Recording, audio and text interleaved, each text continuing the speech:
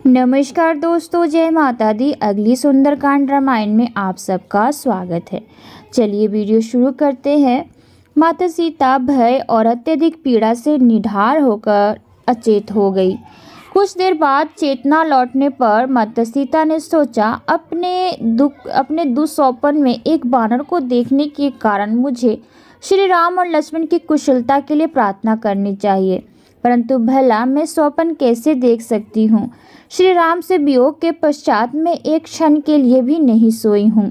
यह मेरा कोई भ्रम होगा। यह बानर सचमुच का नहीं हो सकता, क्योंकि मुझे हर जगह सिर्फ राम ही राम दिखाई देते हैं। मेरे कान सिर्फ राम की आवाज़ सुनते हैं और मेरा चित्त सिर्फ राम के बारे में ही सोचता है और कुछ नहीं। फिर भी इस बात पर विश्वास करना कठिन है कि वह बानर मेरा भ्रम था, क्योंकि वह सचमुच का जान पड़ता था। तभी हनुमान वृक्ष से नीचे उतरे। सीता के समक्ष दोनों हाथ जोड़कर खड़े होने के बाद उन्होंने पूछा, आप कौन हैं? आप कोई देवी जान पड़ती हैं, इसलिए मेरा अनुमान है कि आप श्री राम की पत्नी हैं।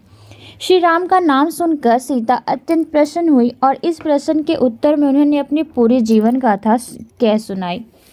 इतने लंबे समय के बाद हनुमान वह पहले व्यक्ति थे जिनसे सीता ने मित्रतापूर्ण ढंग से बात की थी। सीता ने अंत में कहा, रावण ने मुझे मात्र 2 माह तक जीवित रखने की धमकी दी है। यदि इससे पहले श्री राम नहीं आते तो मैं स्वेच्छा से अपने प्राण त्याग दूंगी। माता सीता द्वारा इस प्रकार विश्वास करके अपने हृदय की बात कहने से हनुमान का आत्मविश्वास बढ़ गया। वह बोले, मैं राम का दूत हूँ और मैं आपको विश्वास दिलाता हूँ कि राम कुशल पूर्वक हैं। श्री राम ने मुझे यहाँ पर आपका पता लगाने के लिए भेजा है और वह आपकी कुशल क्षेम जानना चाहते हैं। यह सुनकर सीता बहुत प्रसन्न हुई और फिर कुछ देर तक वह दोनों प्रसन्नतापूर्वक बातें करते रहे। परंतु सीता की बातें बहुत मनोयोग के सुनने के कारण हनुमान धीरे धीरे उनके निकट आते रहे।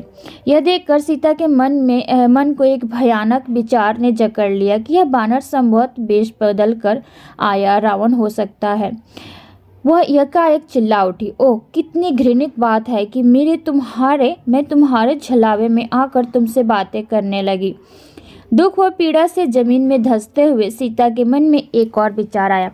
सीता ने सोचा, इस बानर को देखकर मुझे एक प्रकार की प्रसन्नता का अनुभव हो रहा है। हो सकता है कि मेरे संदेह निराधार हो। हो सकता है कि सचमुच ही श्री राम का संदेश वाहक हो। स्वयं को शांत करने के बाद सीता ने फिर से आदरपूर्वक बात करना आरंभ किया और बोली, कृपया मुझे राम के बारे में और बताओ। उनके बारे में आपकी कही बातें मेरे कानों और हृदय को अत्यंत प्रसन्नता प्रदान कर रही है। असल में राम से वियोग करने के कारण सीता गहन भावनात्मक आनंद में डूब गई थी। परिणाम स्वरूप उनकी बातें आध्यात्मिक उन्माद की अभिव्यक्तियां थी। किसी विक्षिप्त व्यक्ति की भांति सीता ने अनुमान लगाया, हो सकता है कि यह बानर कोई भूत हो, या फिर शायद अपनी पीड़ा के कारण मानसिक रूप से असंतुलित हो जाने के कारण यह मेरी कल्पना मात्र है। नहीं, मुझे इस प्रकार से नहीं सोचना चाहिए। भला मैं अपने मन के बहकावे में क्यों आऊं? इसके बात करने के ढंग से यह निश्चित ही प्रकट होता है कि यह बानर राम के दूत के रूप में ही यहाँ आया है।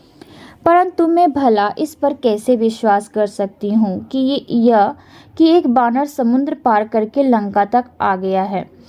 निश्चित ही ये बदले हुए वेश में रावण है।